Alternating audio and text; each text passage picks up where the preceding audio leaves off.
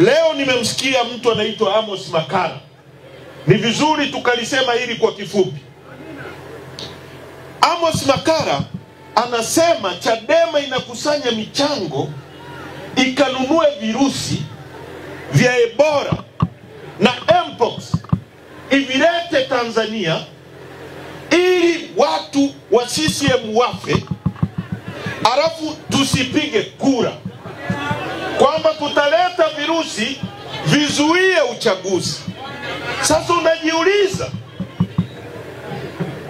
kwamba hivyo virusi vinavyokuja ambavyo vitamjua huyu ni Chadema na huyu ni CCM ni virusi vya aina gani? Alafu Amos Makalla anatuambia tunaenda kununua virusi bila kuambia Watanzania hivyo virusi vinauzwa duka gani na kwa bei gani, ili tuambie WHO wakaviangamize kule vinakouzwa.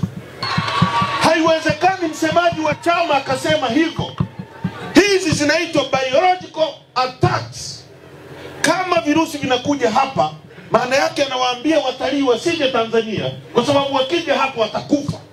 Huyu ni mhujumu uchumi.